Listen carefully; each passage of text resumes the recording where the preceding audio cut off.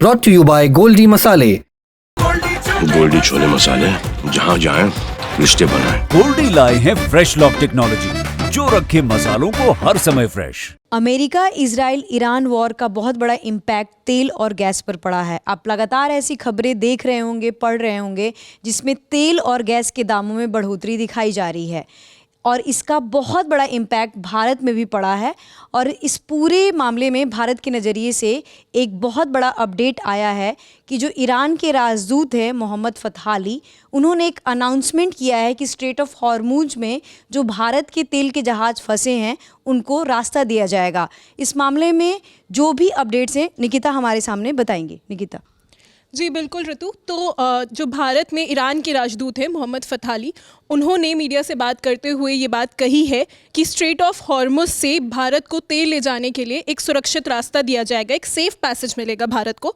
फ़ताली ने कहा है कि भारत और ईरान के बीच हमेशा से दोस्ताना संबंध रहे हैं। भारत ने कई मौक़ों पर ईरान की मदद की है। दोनों देशों के बीच सहयोग और विश्वास का रिश्ता रहा है।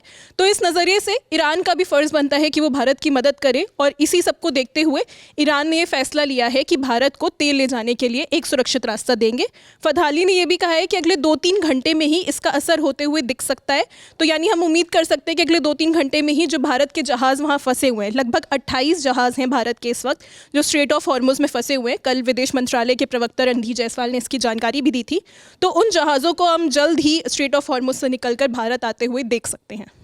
तो भारत के नज़रिए से कितना इम्पॉर्टेंट है? क्या हम थोड़ा ईज़ देख सकते हैं? जी बिल्कुल। तो मैं आपको बता दूं कि स्ट्रेट ऑफ हॉर्मुज वैसे भी एक बहुत ही ज़्यादा अहम रास्ता है, खासकर तेल और गैस की सप्लाई के लिए। दुनिया का लगभग 20% तेल का जो आना जाना है या जो कारोबार है वो इसी रास्ते से होकर गुजरता है। भारत की बात करें तो भारत का लगभग 40% तेल इसी रास्ते से होकर आता है और भारत दुनिया में चौथा सबसे बड़ा तेल इस्तेमाल करने वाला देश है। तो इसीलिए जब ये रास्ता रुका था, जब IRGC ने यहाँ पे जो जहाज़ थे जो निकलने की कोशिश कर रहे थे उन पर हमला करना शुरू किया था, तो भारत के लिए काफ़ी चिंता की बात हो गई थी। गैस के दामों में बढ़ोतरी की खबरें आने लगी थी कि पेट्रोल डीजल के दाम भी आने वाले समय में बढ़ सकते हैं। ऑल्दो अभी तक ऐसा कुछ हुआ नहीं है। गैस सिलेंडरों की किल्लत होने लगी। लगातार हम देख रहे हैं कि गैस स्टेशन वगैरह पे लाइन लग रही है, लोग सिलेंडर लेकर भाग रहे हैं। तो इन सब के बीच इस तरह की एक अनाउंसमेंट होना, इस तरीके का एक फ़ैसला होना बहुत ही अहम बात है। और लगातार भारत और ईरान इस बीच कांटेक्ट में भी रहे हैं। जो हमारे विदेश मंत्री हैं जयशंकर, उन्होंने ईरान के विदेश मंत्री अब्बास अरागची से बात करी है फ़ोन पर कई बार।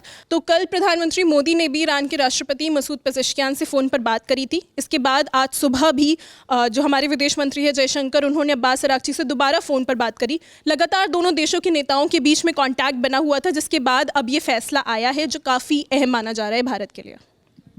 तो आपने निकिता को सुना जिन्होंने स्ट्रेट ऑफ हॉर्मुज में फंसे हुए जहाज़ों का अपडेट दिया। इस मामले में जो भी और भी अपडेट्स आएंगे हम आप तक पहुंचाते रहेंगे। मेरा नाम है ऋतु, मेरे साथी निकिता, कैमरे के पीछे थे प्रशांत। देखते रहिए दिल ललन टॉप।